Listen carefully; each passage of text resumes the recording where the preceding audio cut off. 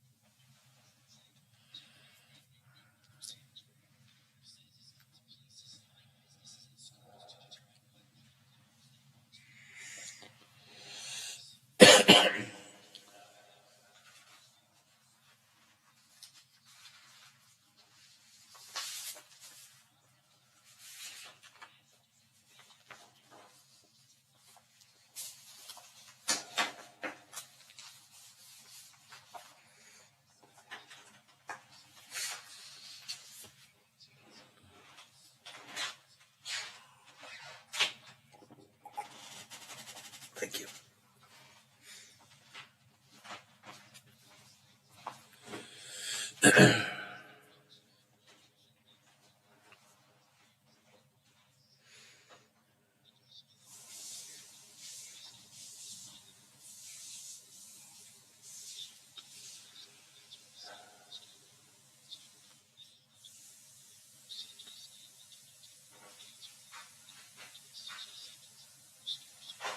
Screening. For an easy quiz to see if you're eligible, visit SaveByTheScan.org. It could save your life. SaveByTheScan.org is brought to you by the American Lung Association's Lung Force Initiative and the Ad Council. For all of your IT needs, visit OmniPerforms.com. Omni Strategic Technologies, the only IT company that the watchdog trusts. Have you experienced foot or ankle pain during or after sports, running, or exercising at the gym? Those nagging aches in your foot or ankle simply won't go away on their own. Podiatric physicians are the most qualified doctors to care for your feet based on their education, training, and experience. Your podiatrist can provide you with important foot care solutions, shoe inserts, and show you how to support your feet and ankles so you're able to compete or exercise comfortably. Ohio Foot and Ankle Medical Association podiatric physicians are located throughout the state and are dedicated to providing the highest quality foot and ankle care. Ask if your podiatrist is a member of the Ohio Foot and Ankle Medical Association so you know you are being treated by the very best. The Ohio Foot and Ankle Medical Association has been serving the profession and the public for over 100 years, and we look forward to caring for Ohioans' feet for another 100 years. To find a member of the Ohio Foot and Ankle Medical Association near you, visit associationsadvanceohio.com. Are you or your loved ones facing a serious legal battle? The law office of Paul Harris wants you to know you aren't alone. Do you need someone that's not afraid to go to trial and fight for your rights? Attorney Paul Harris and his team are willing to go where most firms are not. The courtroom. With a successful track record in civil litigation, criminal defense, including tax issues and healthcare fraud, Harris Law Office will fight for their clients by offering the most aggressive representation in and out of court. Call Paul Harris at Harris Law Office for a free consultation. 304-232-5300. Hello, everyone. From the Watchdog, I'm the Storm Tracker Darnell Foster with a look at your local weather forecast for your Thursday. Under a mix of sun and clouds, temperatures near 65 for the daytime high, near 40 for the overnight low under partly cloudy skies. Cloud sunshine mixing again for your Friday. with highs in the upper 60s. Have yourself a great day, everyone. From the Watchdog, I'm Darnell Foster. The views and opinions expressed on the following program are not necessarily those of this station or its sponsors.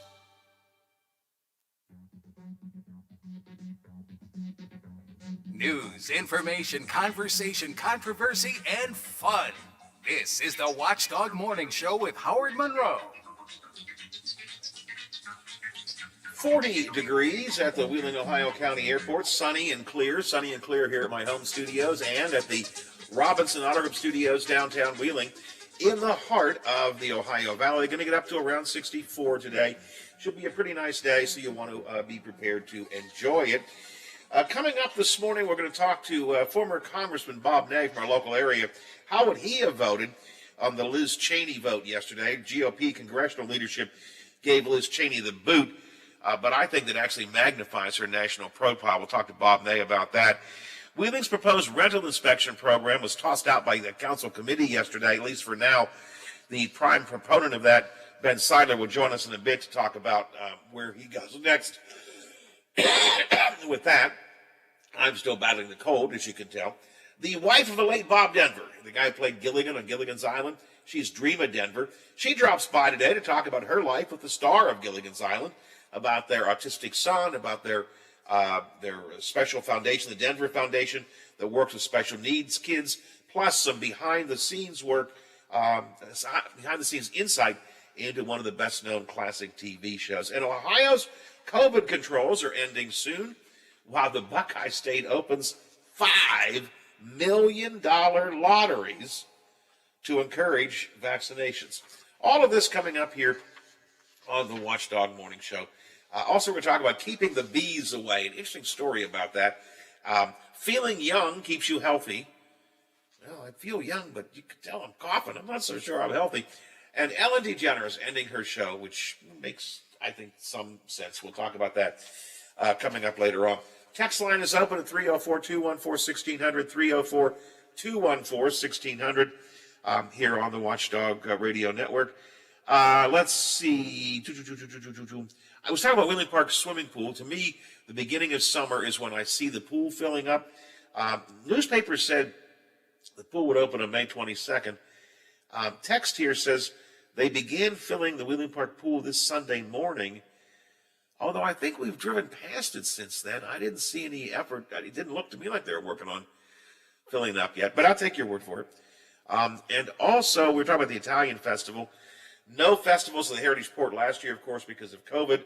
Almost all of them coming back this year. The granddaddy of all the festivals is the Italian Festival.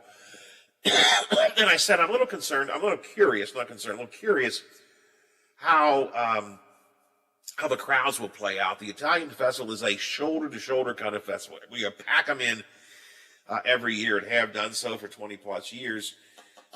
I just wonder to what extent COVID and concerns about it will impact the crowds this year. Off the text line, Howard, 2021 will be the last Italian festival in Wheeling, I predict. That place has been a ghost town, and this year will be the worst of all time. They only had about 20 food vendors last time.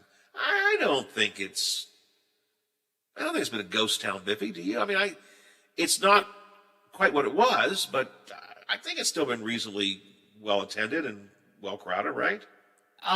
For the most part, but not like we've seen in recent years, and you could tell that the vendors are kind of dwindling, because before, when you would walk basically up towards West Banco Arena, where the kids' games used to be in the back and everything, where it ended was shorter than where you normally see. I mean, people are around around there and along the side and everything, and it certainly has, the vendors have certainly kind of been dwindling as the years have gone on. So, yeah, I mean, I think vendor-wise, you can see that there's been a decline, but I think people-wise, I think maybe a little bit, but I don't think it's been that drastic yet. But certainly from the vendor side, yes. And I don't quarrel with the texter who says this could be the last year. I mean, it is possible the Italian festival has run its course. I mean, it's possible it has. It's a festival that began, how many years ago? Over 20 years ago. I forget the exact number of years. Well, I think actually well over 20 years ago, right? Maybe 30 years ago? Yeah, because then they just had I think a milestone a couple of years ago, I think.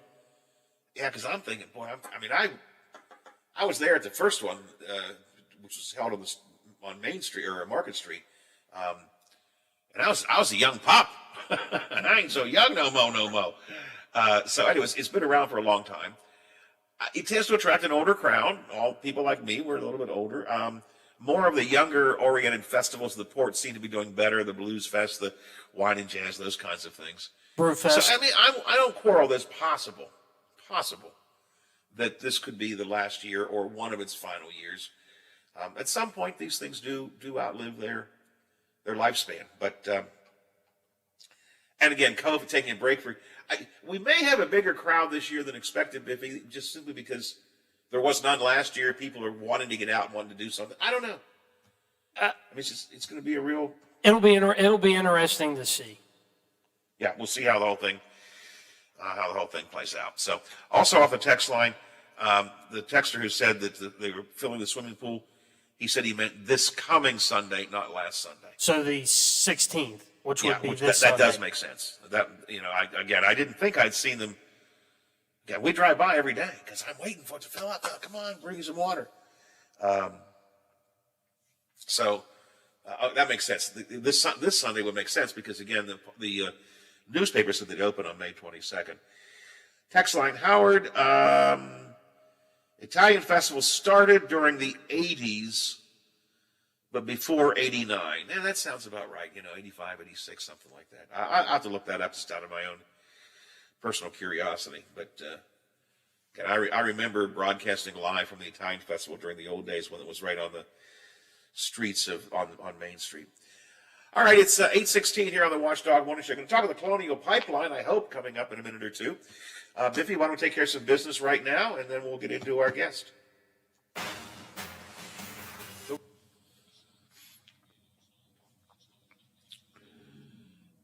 Any guests yet? Okay. Scheduled it yesterday. I didn't think, it was a quick schedule, and I didn't really expect him to say yes, but he did say yes. Let me double check my notes. Jay interview.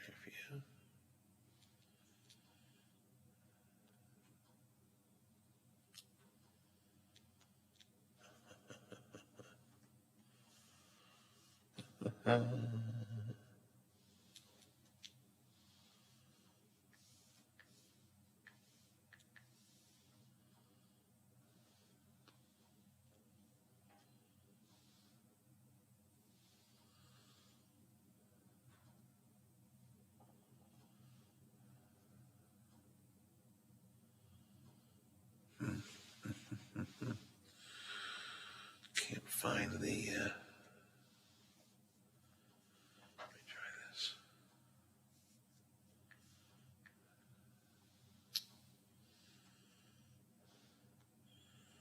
Let's do a 10 a.m. Give me a call-in number, which I did. They confirmed the studio number. All right, so we're just waiting for him. Let me know if we hear from him. But I got Bob Nay at 8:40, so if he calls too late, we'll just have to move on. And I don't have any time. I scheduled Ben Seidler about 10 minutes ago for a quick 9:30, so I've got. Okay.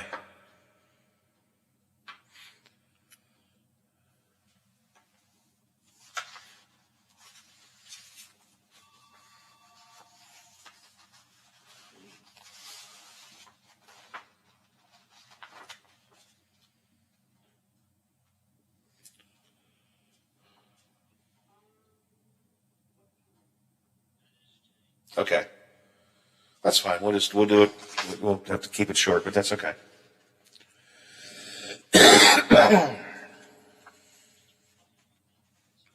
Aches. Thank you. Appreciate it. For politicians and more power for Washington bureaucrats. Call Senator Joe Manchin at 304-342-5855 and tell him we need safe and secure elections, not more wasteful spending. Tell him to stop the partisan power grab and oppose S1. Paid for by One Nation. www.onenationamerica.org. Valley Grove. The Watchdog is protecting your yard. Join Howard Monroe, Poppy Kercheval, Bill DeFabio, and Big Rick for the best live and local talk in the Upper Ohio Valley and beyond. Valley Grove trusts the Watchdog. Watch out! He could climb on his soapbox at any time.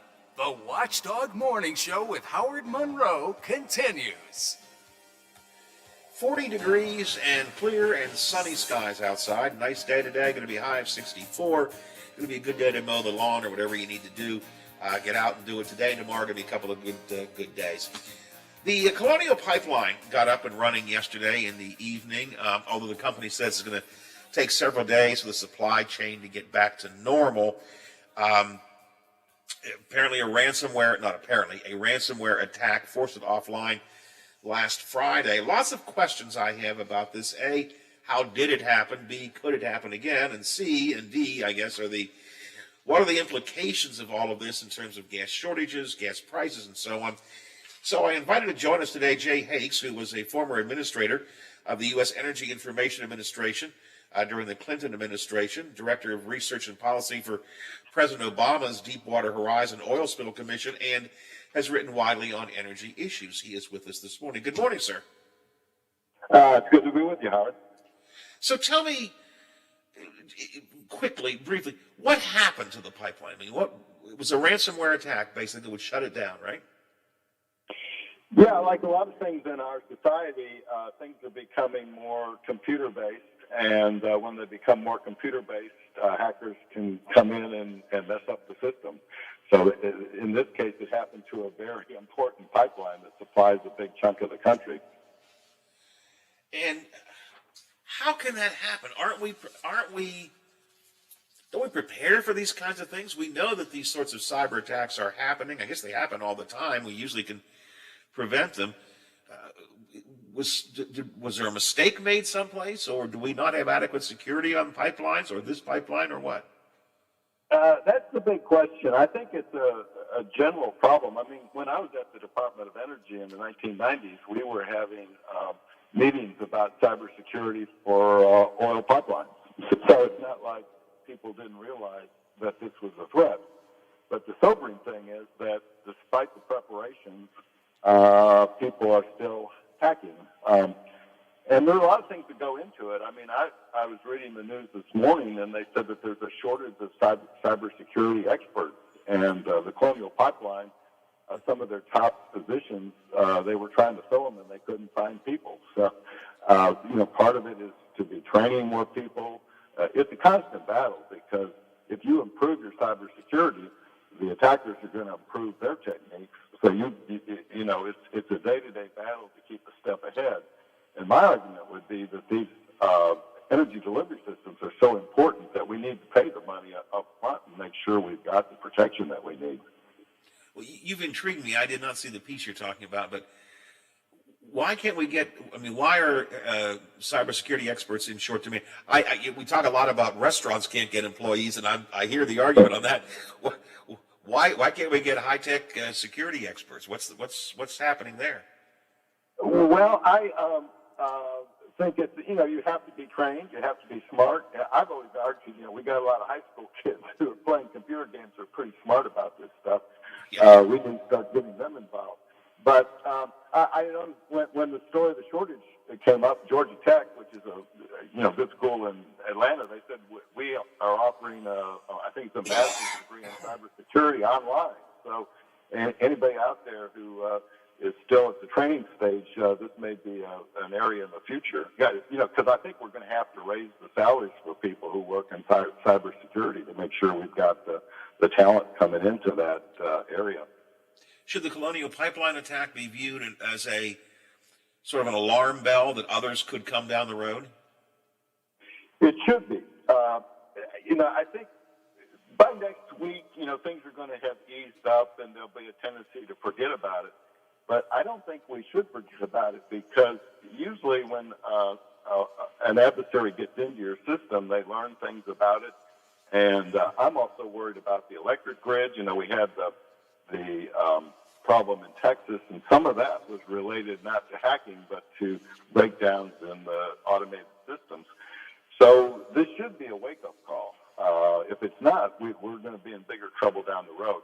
I do think that we were able to get through this as far as we can tell without paying ransom. If we paid ransom, then that would be encouraging people all over the world to break into our systems to get the money. So now that we said, look, we're not going to pay you the money, that's going to help a little bit. Yeah, folks, I assume know what ransomware is, and believe me, I've had experience with it. They basically lock you out of your own systems, and you have to pay to get back in. In the cases I've been involved with, we've just ignored it and set up new systems. But that's probably a hard thing to do for pipelines and large-scale projects, right? Yeah, they were under pressure to get the pipeline back immediately, and I think if you take the long-run view, which is what we're talking about, they did the right thing and say, look, we'll take a few extra days to get the pipeline working, but we'll do it on our terms, not on this attack group's terms. And so in the long run, that's going to help. I do think everybody in planning, whether they've got an electric system or an oil delivery system, has to do more pre-planning, work through the worst-case scenarios, and have a plan B. Maybe for the pipeline, they need to have a manual system that will work when the automated systems aren't working. Apparently, they did have some ability to do that anyway. We have to look at the trucking supply. I'm in Louisiana, and our prices actually went down a little bit because the oil that was going to go in the pipeline is here. We've got too much of it. So but the trucks. Well, la-di-da for you. Yeah. I don't want to celebrate too much because I've lived in North Carolina and some other places and Atlanta, which have been really hard hit. So I wish them well. But I do think that the driver now, if they've got enough fuel in the tank to last another few days, it's probably better to wait, and they'll probably get a little bit lower price and shorter line. So it'll be a gradual process, but it'll work itself out. And then we've got to go back and do the hard work of trying to prevent it from ever happening again. The gas shortage issue is going to be very short-lived. That's my understanding. It's just, the pipeline was shut down. That's going to create a shortage for a brief period of time. It's back up and running. They're going to get up fully, hopefully soon, and the shortage issue will get resolved. But what will happen to prices long term as a result of this, and in general, what's happening with prices? I'm certainly watching prices in our area go up. We're now just literally a cent under $3 a gallon here in my local area. What's going to happen to prices in general? Well, we have to remember we're bouncing back from the huge COVID effect from last year. So, last year at this time, nobody was driving, nobody was flying. We had more oil than we needed, so we got rock bottom prices. Yeah. So until this Colonial Pipeline problem came up, I've been saying that the prices would bounce back to what they were 2 years before, the 2 years that preceded COVID. I still think that's a pretty good guess, but the price of the crude oil supplies are not bad, but they're a little tight, so they may get a little bit higher than they were before COVID. But it depends on what you compare it to, and I think in your area, a guess of around $3 is probably a pretty good estimate. That's a little bit higher than it's been in recent years, but nothing that I think is going to cause people to change their plans. And then the market will catch up because right now we're trying to put together an economy that was just set back, and so with the truck drivers who drive, oil, some of them found other jobs. So there's a whole reorganization pretty flexible, and I think it will come back in good shape. So your message to individual drivers and so on is don't panic. You don't need to hoard gas. Also, don't get too concerned about price fluctuations. They're only going to be, it's going to be the normal fluctuating price of gas. That's your advice to drivers in general, right? I agree on both of those. I think particularly now that we've turned the corner, that panic buying is not really a good idea. And I think, we live in a market, and when you have a commodity, whether it's corn futures or pork bellies or crude oil, commodity prices tend to fluctuate, in the trading market. And in the long run, our prices in the United States are generally lower than they are in Europe and Japan. So we're generally getting a pretty good deal when we drive up to the pump. But your bigger concern is the larger picture issue, which is that we, as a society, as an industry, need to be more aggressive in preparing for the possibility of cyber attacks and being prepared to counter them, right? Absolutely. I've written a lot over the years about the need to become less dependent on foreign oil. And one of the reasons for that concern was that foreign countries could pressure us to do things that we didn't want to do or stop us from doing things we did want to do. And so the principle is the same here. Not only do we not want our economy disrupted and people's lives disrupted, we don't want foreign entities able to try to dictate terms to us. And so I think it's an economic concern, it's a quality of life concern, and it's a national security concern, and we need to address it quite vigorously. You've written, I know, at least one book on the subject of energy independence. I think that was the title, the Declaration of Energy Independence or something. You working on anything else right now? Yeah, my new book has just come out, and it's called Energy Crises, Nixon, Ford, Carter, and Hard Choices in the 1970s. And it's almost uncanny because we had 3 oil interruptions during the 1970s. We had the 3 Mile Island nuclear accident during the 1970s, and we had a big natural gas shortage. So no sooner did the book come out, and we had the Texas problem. Now we have the Colonial Pipeline problem.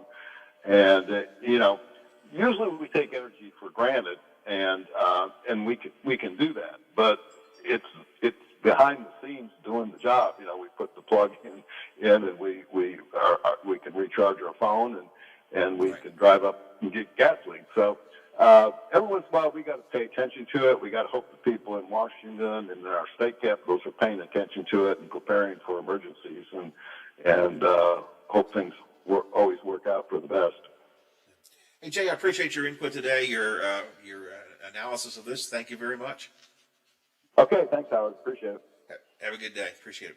Jay Hakes has been with us. He is a former administrator of the U.S. Energy Information Administration. He also ran the Carter Presidential Library for, I think, 13 years. He was with the Obama administration on the Deepwater Horizon Commission looking into that, and he's written several books on energy independence. He can't stop my coughing.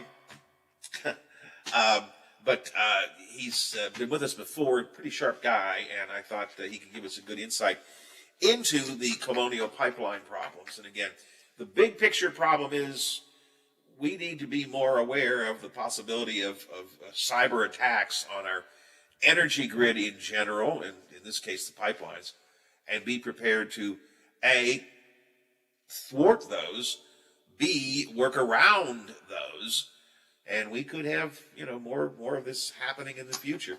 The sort of smaller view for us as individuals is, as we talked about yesterday, right now in certain parts of the country, Virginia, Maryland, some other places, there's gas shortages. Yes, there are stations without gas. Yes, there are lines in some places, but that's going to be very short-lived, as in days, a week maybe. The pipeline is back up. It's running. It's almost back to normal capacity. So that problem will work itself out. Prices are still rising, and they have been prior to the pipeline attack. So they probably will again. I noticed in the past 2 weeks, I think, at the stations I go to here locally, I think the 2 fill-ups ago, it was like 275, something like that. Last week, 287. And as of yesterday, at one of the stations I go to, it was 299.9, which 1/10 of 1%, 1/10 of 1 penny below $3. So it's going to go up. And Memorial Day is coming, and travel season is coming, and we're going to be traveling a lot this year, more than last year. So, but for the price to go up again. Now, the big political story of the day yesterday: Liz Cheney given a boot from her congressional leadership position in the Republican Party in Congress. Not a big surprise. She is a defiant one. She knew it was coming, and she spoke out ahead of time. She knew it was done, and she spoke out after the fact. We will talk about that and get some thoughts from former Republican Congressman Bob Ney coming up next on the Watchdog Morning Show. The WTRF Channel 7 News Update is brought to you by Thomas Auto Centers, Mall Road, St. Clairsville. Get the best deal at Thomas Auto Centers. Now it's time for your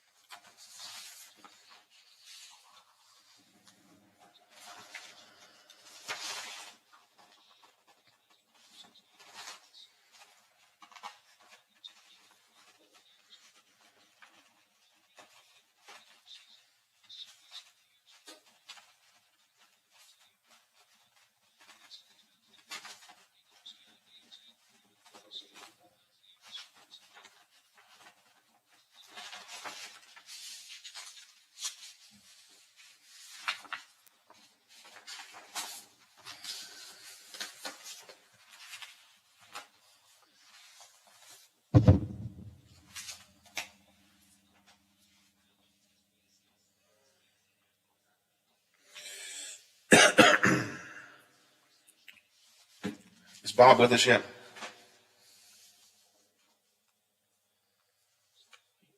Oh, jeez. All right. Okay, that's all right. I'm going to do something else here first anyway, so let me know when and if he calls. I talked to him last night. I think he's remembered.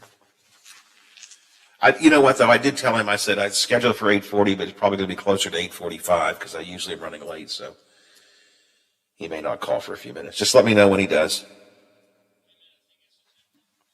Okay.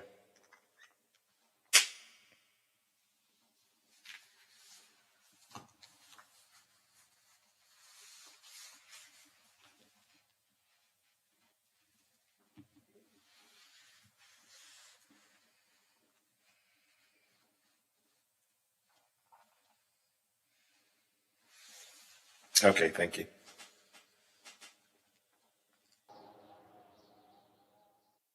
The timeless sounds of polka live here.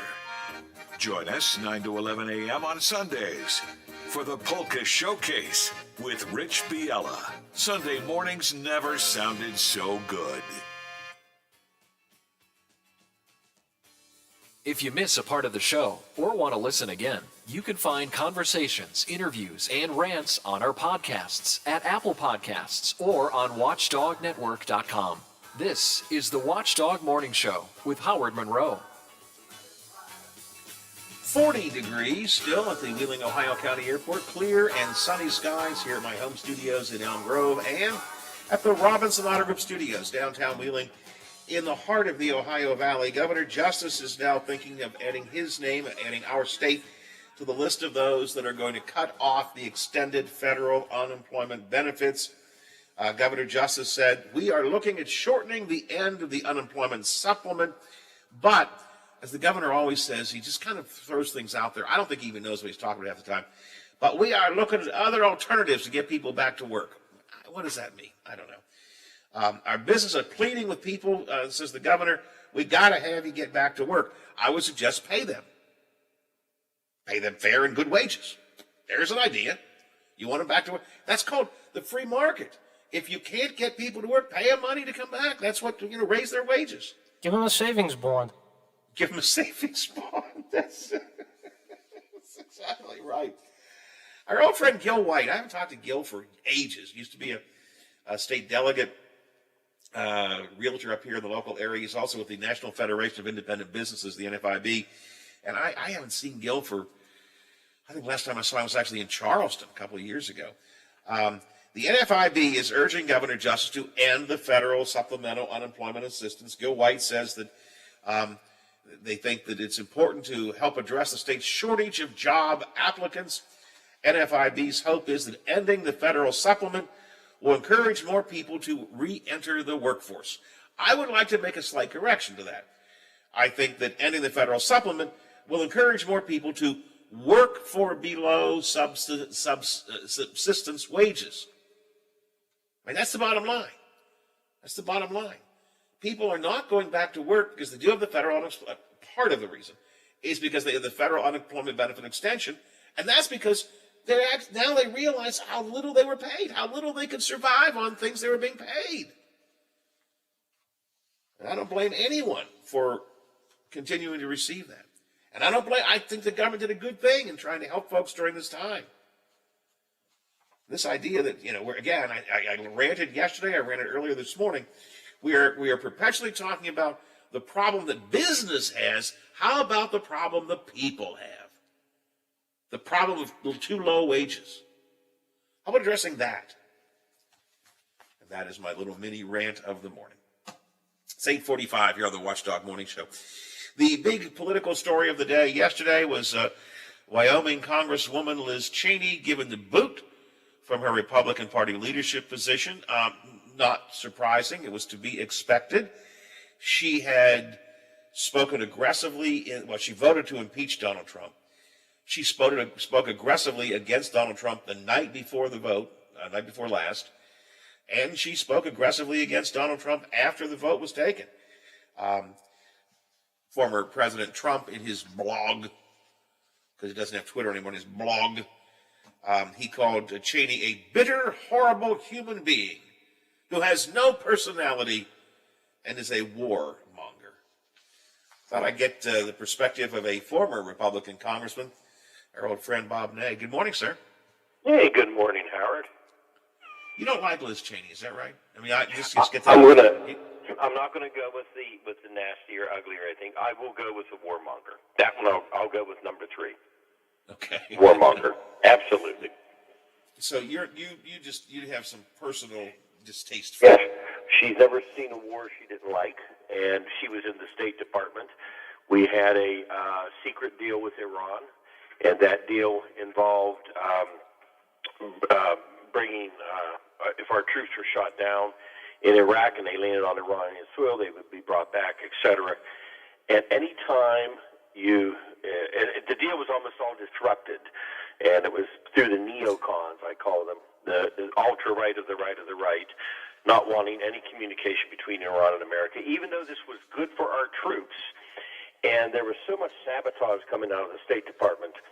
And I called to find it. Guess who controlled the Iran desk? Liz Cheney. What are you going to do, you know? She was with that whole John Bolton crowd. Anyway, but putting aside... Oh, yes, your good friend John Bolton. Okay, yeah. Yeah, she was the John Bolton crowd. I mean, that's no secret that she is one of the, Iran, Syria, neocon people. But anyway, I would have put that aside on the first vote if I was in the caucus and they brought up to throw her out because of the impeachment. That was a personal decision. I would have supported her, put aside any personal feelings I had of her, but I would support her for remaining. I would have. But yesterday, would you have voted to... I would have voted to have removed her yesterday. Why? Well, because of this. Again, no matter how controversial within the party, her decision to vote to impeach was her decision. And she was in the fourth slot of the leadership. And, and she got a pass on it. She really did. They kept her. McCarthy, the minority leader, supported her. After that, it was the job of the national media, as it would be, by the way. I'm just going to throw this to the other side for a second. If AOC was number 4 in Nancy Pelosi's leadership team, right? If she was, because they're juxtaposed on a lot of things, it would eventually stir a controversy. And this is the same type of thing, different situation, but the media would ask things, and it would always go back to Trump from Liz Cheney, always back to Trump. She would make statements, always back to Trump. She needed to cool that down. Everybody knew her thoughts, and she needed to be part of the Republican leadership team to take back control of the House. That wasn't happening. The distraction was too great. She should have actually stepped down for the good of the party, no matter what anybody believes on the impeachment vote. Not the first time, the second time. It was a distraction. They can't have it.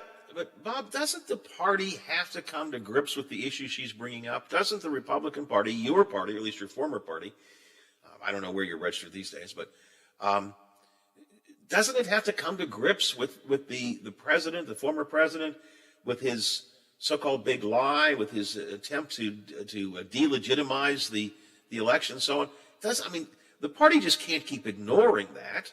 Right, it has to come to grips with it. No, eventually, individually, people will come to grips with that. Eventually, individually, people will come to grips with the fact that the vice president couldn't have done anything like the president said he could have, okay? They're going to have to deal with that. But being in leadership is a whole different world for either political party.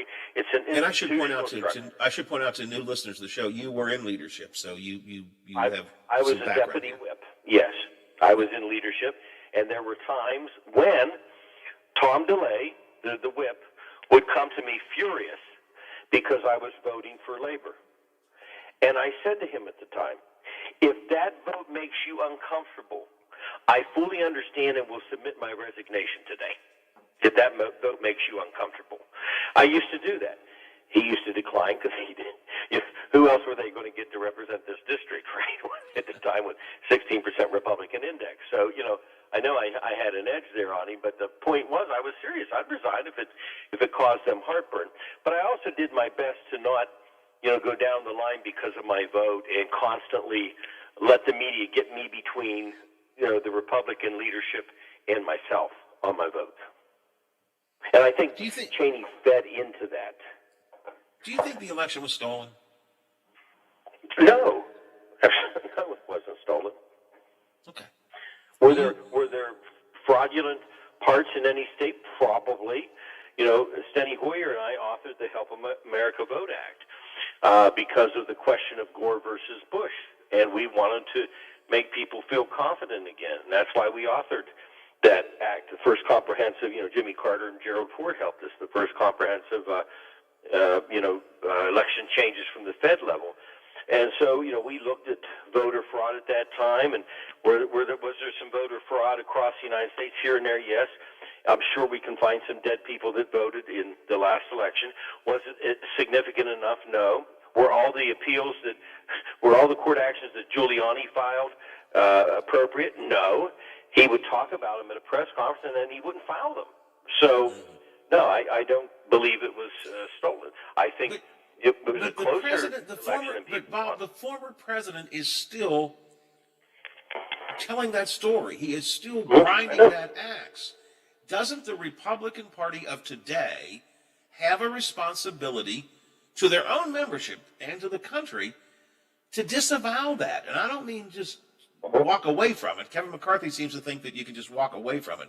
I mean to actively say Donald Trump is wrong, the way Liz Cheney's been saying it. I mean, you're talking about Mitch McConnell, for example, or some of the leaders that have recognized that Biden's president. So some of them have. Now, as far as the Republican National Committee, I don't know what statement is made or not. If 4 years from now this becomes the mantra that this was a stolen election, and that becomes the running point, Joe Biden will be reelected. Well, that's probably true, but why wait why not? I mean, I'm just. Well, a lot of the people are afraid because of the popularity still amongst the base with Donald Trump. Well, that's true, and he's clearly going to. I mean, he's going to do whatever he can. Liz Cheney's got an election coming up, and I think if I saw somewhere she's got a pretty good opponent. I can't remember, but he's going to do everything he can to get her out of office. Well, there's a Republican dilemma. Look, if this becomes next election, if it becomes the cause of the day to eliminate Republicans that don't like Donald Trump, then the Republican Party in the House will be doomed. If that becomes the mantra. There are certain things. I think that Trump shouldn't be kicked off of permanently off of Facebook or Twitter. I mean, there's a lot of issues out there.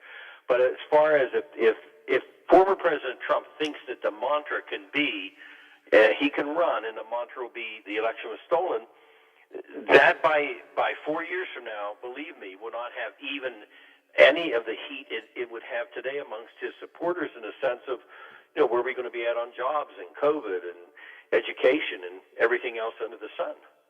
So the Republicans will have to. If he takes the next 4 years to keep, if he makes the next 4 years keeps that front and center, and if the Republican Party leadership continues to back that concept and does not deny that and does not call him out the way Liz Cheney did, he's going to.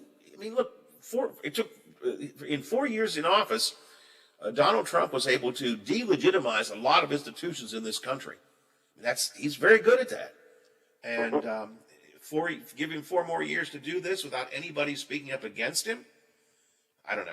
I think Liz Cheney. By the way, I think Liz Cheney gets a bigger platform now than she had before. I think the Republican Party made a mistake because they made her. I don't know if martyr is quite the right word, but I'm just saying on the political. I would have supported her free choice the first time. It's a matter of principle, etc. But I'm just saying that after that, she needed to control better the narrative and make it more about, what's going on in Congress. And that didn't happen, and the media knew that. And so that's why they eventually, McCarthy turned on her, the leader. McCarthy seems to be trying to have it both ways. He kicks Liz Cheney out and does not support her because she rails against the president and says we've got to disavow delegitimate, the delegitimizing of the vote. On the other hand, he meets with Biden at the same day and says, "Oh, of course Biden's the president." I mean, he's trying to have it both ways. And look who they replaced Cheney with. Technically a liberal for the most part. If you look at Republican scheme of things, Stefanik is for the most part a definite moderate, and they replaced for strategy reasons. They did it on purpose, having her that way, so they could say it was a bigger tent, etc. But McCarthy's on a razor's edge right now, and I think they all are because they're trying to re-win the House, but then they're sitting there with what will Donald Trump do, and how do you cope with that? I mean, look, deep down, if you had McCarthy on your show and he was honest about it, he's not happy with the way this is all going down. You're probably right. Hey, I've only got a minute or two left. I got to ask you, have you read your old friend John Boehner's new book? Well, yeah, I'm kind of disappointed because I actually bought it. I helped John Boy there. I bought it and went through it, and I'm not in it. You know? About you? Nothing. He promised you a job and didn't give it to you? Nothing. I'm a has-been. I thought I was waiting for the attack so I could launch back and sell some more books, and it didn't happen. He attacked me when I came out with my book, and no, nothing at all. Was there anything in there that surprised you?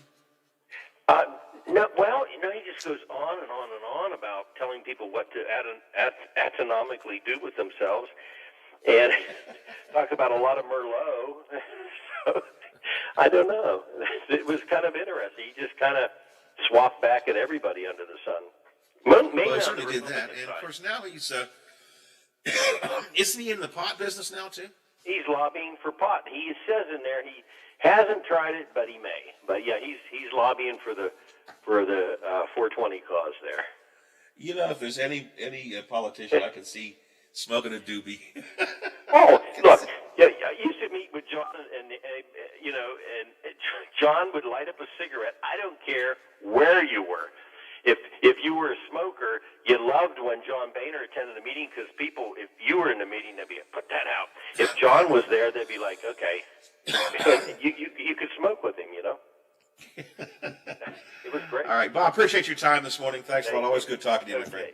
You too. Tell your dad I said hi. Right, thanks. Bye-bye. All right, a couple minutes till the top of the hour. Former Congressman Bob Nag, Republican Congressman. I thought we'd get his take on it. Bob was in leadership when he was in Congress, and so he's got a particular perspective on this, and I thought we'd get it. He says he would have not voted to, as did indeed happen by the caucus, he would have not removed her from leadership the first vote they had because she had a right to vote to impeach Donald Trump, which she did. To impeach Donald Trump. But the second vote, yesterday's vote, he would have thrown her out because as a member of leadership, she got to hew the party line. I think the party line needs to change. That's my opinion. But I'm not a Republican, so the Republican Party's got to save itself. And I mean it sincerely because we need two viable political parties who can actually argue over politics and policy and not over crazy man Trump. All right, shifting gears totally and completely next hour. The wife of the late Bob Denver, Gilligan, is going to join us. Dreamer Denver is going to be with us coming up next hour here on the Watchdog Morning Show. 40 degrees at 9 o'clock. The Watchdog is FM 98.1, AM 1600 WKKX Wheeling, FM 97.7, AM 1370 WVLY Moundsville. The ABC News is brought to you by Thomas Auto Centers, Mall Road, St. Clairsville. Get the best deal at Thomas Auto Centers. I'm Sherry Preston.